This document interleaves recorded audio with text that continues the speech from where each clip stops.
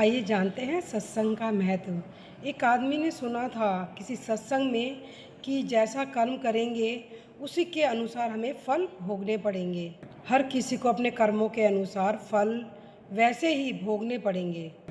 तो ये सुनकर उस आदमी को बहुत हैरानी हुई और वो सत्संग करने वाले जो संत थे उनके पास गया और बोलने लगा कि यदि हमें अपने कर्मों का फल भोगना ही है तो फिर सत्संग सुनने का क्या फ़ायदा। फिर संत जी ने एक ईंट की तरफ इशारा करते हुए कहा, तुम इस ईंट को लेके जाओ और छत पे ले जाके इसको मेरे सर पर फेंक दो। तो वो आदमी बोला कि संत जी, यदि मैं आपके ऊपर इस ईंट को फेंकूंगा तो इससे तो आपको चोट लगेगी और आपको बहुत दर्द होगा।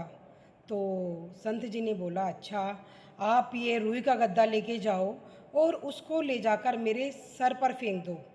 छत पर लेके जाओ और इसको मेरे सर पर फेंक दो। तो वो आदमी बोलने लगा कि इसको फेंकने से क्या आपको दर्द नहीं होगा।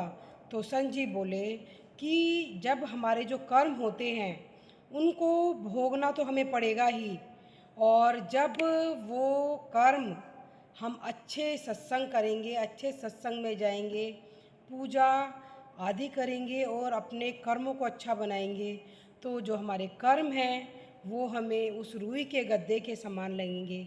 वो कर्म हमारे हल्के हो जाएंगे। उन कर्मों को हमें दुखी और परेशान होकर नहीं भोगना पड़ेगा। इसी प्रकार सत्संग में आने से इंसान को अपने कर्मों का बोझ हल्का लगने लग जाता है और वो हर दुख तकलीफ को, परेशानी को परमात्मा की कृपा समझकर आसानी से उसको सहन कर जाता है।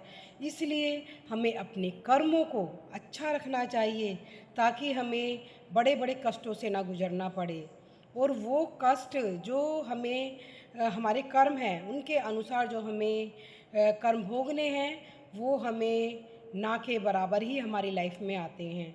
और यदि आते भी हैं तो उनको सहने की शक्ति हमें परमात्मा देता है और वो हमें बिल्कुल रुई के समान हल्के लगते हैं। जय श्री राधे कृष्णा दोस्तों।